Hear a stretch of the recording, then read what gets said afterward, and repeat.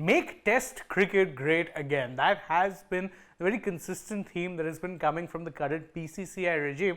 And to that effect, you have seen plenty of changes being made, whether it be to the pay structure or of course to the contract system, rewarding players who play more test matches. You've seen these changes being made to ensure that more and more players prioritize playing in the longest format of the game. But of course, it's not just enough to reward those who are at the very top of the game.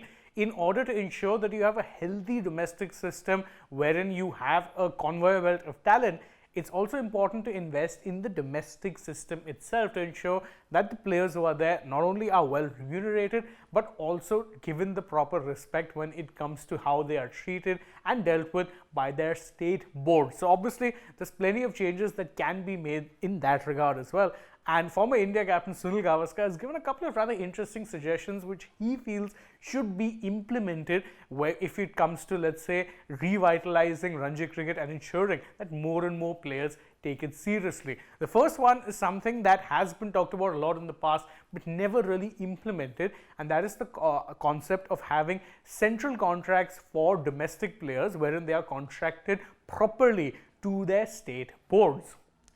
He said that if the state association has a central contract system, not only will the player be obliged to play, but the association also can withhold an NOC to allow them to appear in the IPL. And it's an interesting suggestion because you realize that a lot of these players will only have very basic kind of contracts or deals when it comes to playing for state sides. So playing for Ranji Trophy teams or in the Syed Mushtaq Ali or the Vijay Hazare, the contracts aren't, let's say, as ironclad as what they'd be for, say, the Indian Premier League or even international central contracts. They're nowhere near as ironclad.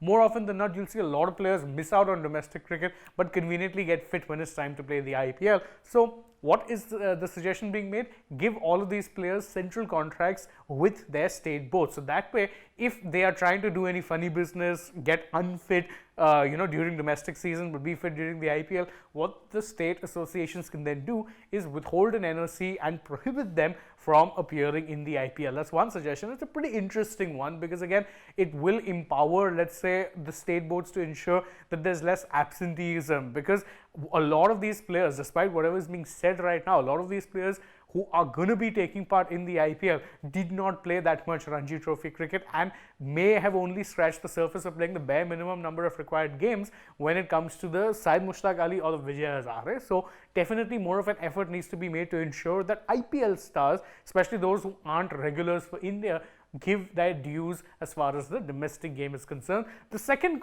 suggestion which he made, and one that should surprise absolutely nobody, is increasing the amount of money that is given to these players. Not a surprise. In fact, as he points out in one example, he said that Mumbai and Vidarbha players who played all Ranji Trophy games this year, including the final, will get rupees 15 lakhs for about 40 or so days of cricket. But a player playing tennis ball league cricket will get about nearly twice that for less than a week's work. So the disparity that is being made here is a pretty big one, because again, imagine being a player who's playing Ranji Trophy cricket, the highest form of first class cricket. You're playing it, you're going through the grind, putting in the hard yards, and you're getting about 15 lakhs.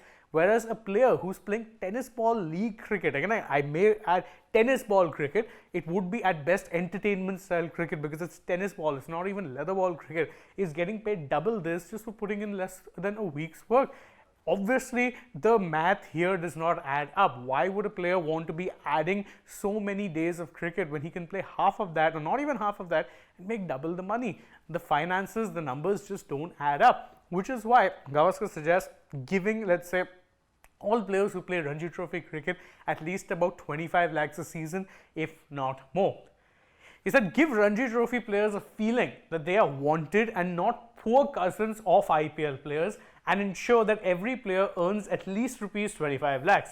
You will have fewer absentees there. Now, why he's saying at least 25 lakhs is because he also suggested that you need to be introducing player, let's say, price slabs or salary slabs, which ensure that if a player plays about 10 games, then the salary increases. So 25 lakhs is like a base figure which can increase depending on the number of appearances you make through the season. And as he says, you'll have fewer absentees there. Now, the 25 lakh figure is one that's pertinent because if you remember, a lot of players who come into the IPL let's say auction pool, the base price, the lowest base price is about 20 lakhs. So in theory, you can be an IPL player who's a squad player, doesn't play a single game for your franchise, but if you're on a 20 lakh contract, you're getting 20 lakhs for playing no cricket. Whereas a lot of these cases, they're getting 15 lakhs to play a whole season's cricket.